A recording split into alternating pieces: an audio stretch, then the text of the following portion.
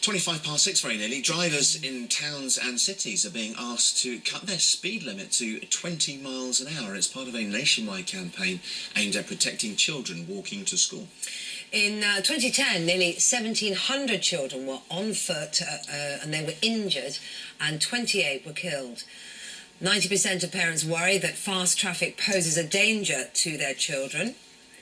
And 74% said they would walk more if they felt roads were safer.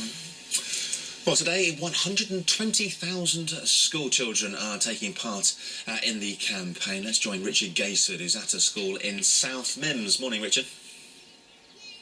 Yes, good morning, Dan. Even in a quiet village location like this, speed can be a real threat to children. And the road safety campaign group Daybreak reckons that if the speed limit in areas like this was dropped from 30 miles an hour to 20 miles an hour, reaction times would be quicker, braking times would be shorter, lives would be saved, and there would be far fewer injuries. These are just some of those 120,000 children. This is St Giles Primary here in South Mimms. They're practising for their walking bus. This is when all these children are going to be out walking at 10 o'clock today, just to show them that it is possible. And Susan's the head teacher. Susan, if we head off back into school, just come along, everyone. Come on. Just tell us, I mean, are you worried about speed? We see things whizzing past the end of the school here. You can probably hear behind me. It's a small village, a short piece of road.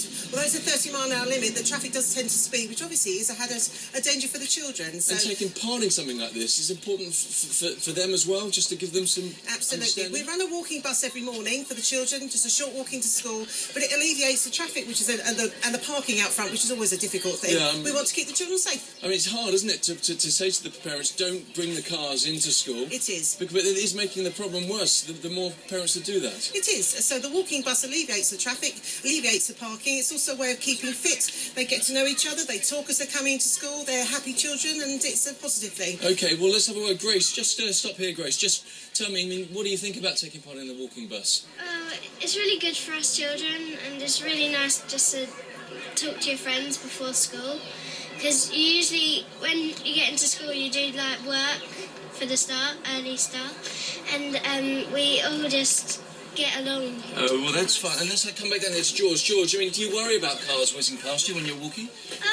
Sort of, but when my mum's there, it's really nice because she helps me cross the road, and I feel really safe. OK, well, George, let's all get into school now. And Susan, what do you think? I mean, if they were to drop the speed limit to 20 miles an hour, do you think people would actually stick to it? I would hope so. We have asked for there to be a flashing light as you come into the village to warn that there is, in fact, a school ahead, and we've not been able to do that. I mean, I understand budget cuts, but what price life to a child? OK, well, listen, you get them all into school, and okay. you can see that it's going to be a world record attempt today to get as many children dressed up like this, walking into school, and it's going to be quite something. They're actually enjoying it, and the sun's out.